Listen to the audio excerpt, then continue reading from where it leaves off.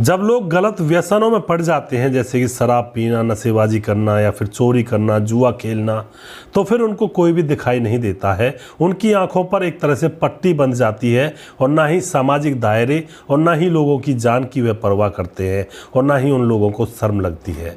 तो दोस्तों, इन चीज़ों से दूर रहें। ये बहुत बुरी चीज़ें हैं जहाँ पर इंसान अपना आत्मसम्मान, अपनी इज्जत, रिस्पेक्ट समाज के अंदर खो बैठता है और कई बार तो अपनी जान भी गंवा बैठता है और अपनी प्रॉपर्टी, अपना घर परिवार, ये तो वह खोता ही खोता है इन चक्करों में पड़ करके।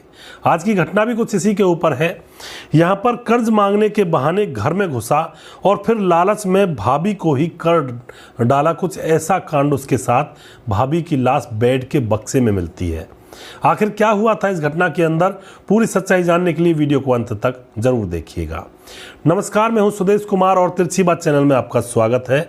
यह घटना पंजाब के जालंधर के फिरोजपुर का एक बस्ती टोकावली इलाका पड़ता है।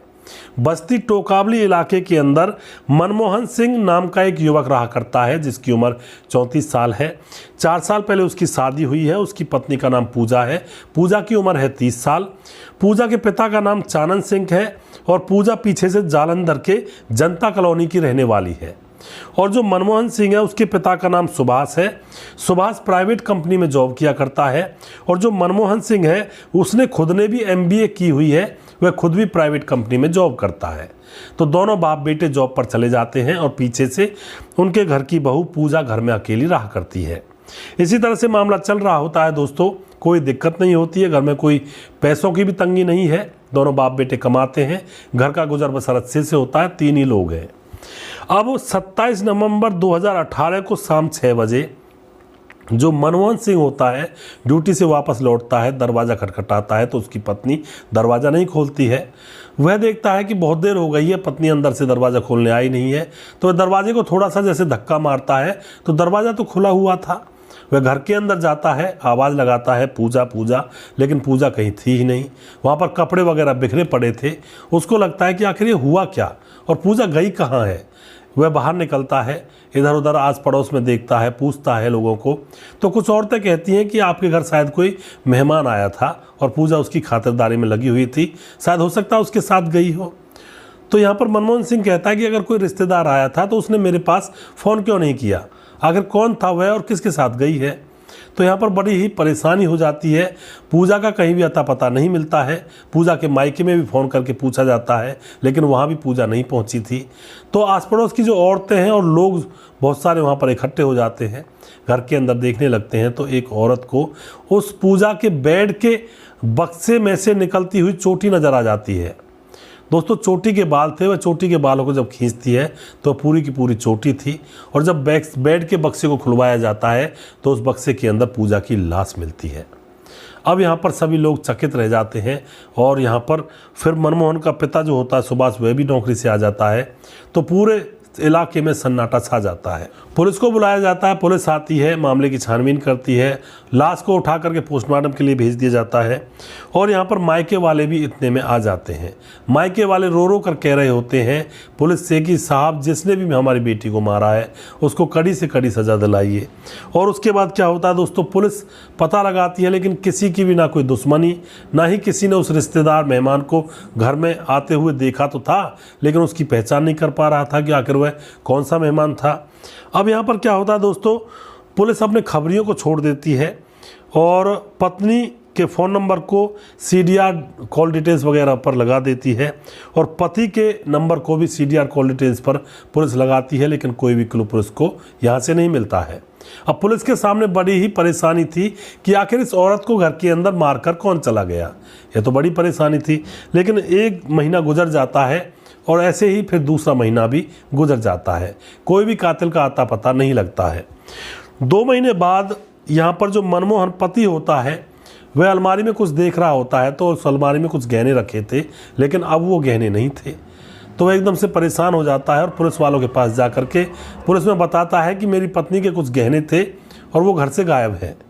अब पुलिस को बता दिया जाता है और पुलिस को उन गहनों की कुछ पहचान बताई जाती है और किस ज्वेलर से लिए गए थे उसकी मोहर वगैरह का वहाँ यहाँ पर सारा ब्यौरा दिया जाता है। अब पुलिस क्या करती है दोस्तों, पुलिस यहाँ पर इस केस को दूसरे तरीके से छानबीन करने लगती है, क्योंकि पुलिस को लगता है कि यह तो चोरी का मामला है। अब पुलिस जो आस पड़ोस के सुनार होते हैं उनसे कांटेक्ट करती है और उनको मोहर वगैरह और उन गहनों की पहचान बताती है और कहती है कि अगर इनको बेचने के लिए कोई अगर आए तो हमें तुरंत आगाह करना। तो दोस्तों यहाँ पर क्या होता है, एक सुनार के पास एक आदमी उसी तरह के गहने को लेकर पहुँचता है। तो वह उस गहने को देखता है तो वह पता लगा लेता है कि यह तो पुलिस ने हमसे कहा था कि इस तरह की मोहर हो और इस तरह का गहना हो तो हमें बताना। वह चुपचाप पुलिस को फ़ोन कर देता है। पुलिस वहाँ पर पहुँचती है और उस आदमी को अरेस्ट कर लिया जाता है। उस आदमी का नाम होता है अजय। अरेस्ट करके उसको थाने ले जाया जाता है और उसके बाद दोस्तों यहाँ पर मनमोहन को भी बुलाया जाता है। मनमोहन जैसे अजय को देखता है तो एकदम से चौंक जाता है, क्योंकि अजय उसके मामा का लड़का था। अब पुलिस अजय से सारी सच्चाई पूछती है तो यहाँ पर पूरा राज खुलता है। दरअसल दोस्तों अजय नाम का जो लड़का है यह नशेड़ी है और जुआरी है। इसको बहुत सारे पैसे चाहिए होते हैं नशा करने के लिए। तो अब इसकी आदत इतनी बिगड़ चुकी है कि इसके घर वालों ने भी इसको पैसा देना बंद कर दिया। आस पड़ोस के लोग भी इसे देखते ही मुंह चढ़ा लेते हैं, वो भी पैसा नहीं देते हैं। सभी लोग जान चुके हैं कि यह पैसा मांगेगा तो सभी लोग इससे दूर हटकर चलते हैं। इस तरह की कंडीशन उसकी बन चुकी है। तो यहाँ पर अजय ने सोचा कि यहाँ तो पैसे नहीं मिल रहे हैं, क्यों ना मैं मनमोहन भाई के पास जाऊँ और वहाँ से कुछ पैसे उनसे उधार मांगूँ। तो अजय मनमोहन के घर पहुँच जाता है, क्योंकि मनमोहन उसका बुआ का लड़का था।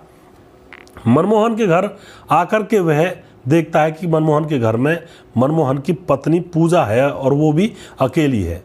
मनमोहन और उसका फूफा सुभाष वह तो ड्यूटी पर गए हुए हैं। तो वह वहाँ पर बैठ जाता है और अपनी पहचान बताता है कि मैं आपके पति मनमोहन का मामा का लड़का अजय हूँ। तो यहाँ पर पूजा उसकी खातिरदारी में जुट जाती है। कुछ सामान भी पड़ोस के बच्चों से मंगवाती है कि भाई हमारे घर में कोई रिश्तेदार आया है, कुछ सामान नमकीन वगैरह ला कर दे दो, चाय बनानी है। तो यहाँ पर पड़ोसियों को भी पता लग जाता है कि इनके घर में कोई मेहमान आया था। उसके बाद पूजा अलमारी में से कुछ देख रही थी, अपना श्रृंगार का कुछ सामान। वहीं पर अजय बैठा हुआ था। पूजा को पता नहीं था कि अब क्या होने वाला है। तो उस अलमारी में कुछ गहने रखे हुए थे और उन गहनों के ऊपर नज़र अजय की पड़ जाती है। अब जैसे ही चाय उबलने लगती है तो एकदम से पूजा उस अलमारी को थोड़ा सा लगा करके एकदम से चाय को देखने के लिए चली जाती है और पीछे से अजय मौका देख करके अलमारी को खोलकर उन गहनों को चुराने लगता है।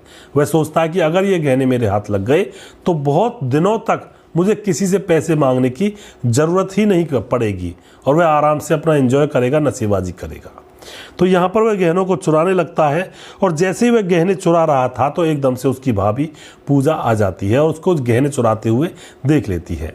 वह उससे कहती है कि तुम गहने क्यों चुरा रहे थे। उन दोनों के बीच में झड़प होती है और फिर दोस्तों यहाँ पर पूजा जैसे विरोध करती है तो अब जो अजय होता है वह उसको ज़मीन पर डाल देता है और उसकी गर्दन को दबाने लगता है और उसको दोस्तों तरपा तरपा कर वह मार देता है। मारने के बाद सारे गहनों को अपने पास रखता है और उसके बाद वह सोचता है कि किसी को लाश का पता ना चले एकदम से। तो उस लाश को बक्से में, जो बेड का बक्सा होता है, उसके अंदर डाल देता है। लेकिन भाभी पूजा की चोटी थोड़ी सी उस ढक्कन से निकल रही थी, जो बेड के बक्से का ढक्कन होता है। इसी से उसकी लाश का पता चलता है। तो यहाँ पर यह सारी सच्चाई अजय बताता है। तो दोस्तों यहाँ पर उसका जो भुआ का लड़का मनमोहन था वह कह रहा था कि तुम मेरे पास भी फ़ोन कर सकता था, तुम्हें पैसे चाहिए थे तो मैं दे देता, लेकिन तुमने मेरी पत्नी को क्यों मारा। मेरा तो अभी जीवन स्टार्ट ही हुआ था, तुमने मेरा बसा बसाया घर बिगाड़ दिया इस नशे के चक्कर में। तो दोस्तों यहाँ पर मनमोहन पुलिस से कहता है कि इसको कड़ी से कड़ी सज़ा दिलवाई जाए। उसके बाद अजय को अरेस्ट करके जेल में डाल दिया जाता है। विभिन्न धाराओं में उसके ऊपर मुकदमा दर्ज किया जाता है और इस तरह से यहाँ पर एक बसा बसाया घर एक नशे की लत और जुआ की लत के कारण बिगड़ जाता है। और जबकि घर में से कोई ऐसा नहीं था, रिश्तेदारों में से कोई ऐसा था और फिर वह घर बिगड़ा। तो दोस्तों यह बहुत बुरी चीज़ें होती हैं, इनसे थोड़ा सा बचकर रहें और जो इन चीज़ों में चलने लगता है उससे भी थोड़ा सा बचाव ज़रूरी है, क्योंकि हर इंसान सीधा साधा नहीं होता। जो ऐसा कृत्य करते हुए भी इंसानियत को ध्यान में रखे। बहुत सारे लोग कच्चे दिल के होते हैं, जो ऐसा कृत्य करते हैं वे फिर इंसानियत को भूल जाते हैं। तभी तो आए दिन जो नशेड़ी होते हैं या फिर जुआरी होते हैं वो लोगों के घरों में जब पैसा नहीं मिलता है तो लोगों के घरों में चोरियां करते हैं। 300-300 रुपये के ऊपर दिल्ली में आपने सुना होगा 350 रुपये के ऊपर एक स्मैकी ने राह चलते आदमी के 350 रुपये लूटे और फिर उसके ऊपर चाकुओं से वार किया और चाकुओं को उसकी छाती में घोंप करके चाकू को घुमाया, और जब उसकी मौत हो जाती है तो उसकी लाश के पास खड़ा होकर के डांस भी किया। तो ये नशे की और ये जुआ की जो लत होती है बहुत ही खतरनाक होती है। ऐसे लोगों की तो परछाई से भी दूर रहना चाहिए, न जाने कब क्या हो जाए कुछ पता नहीं होता है दोस्तों।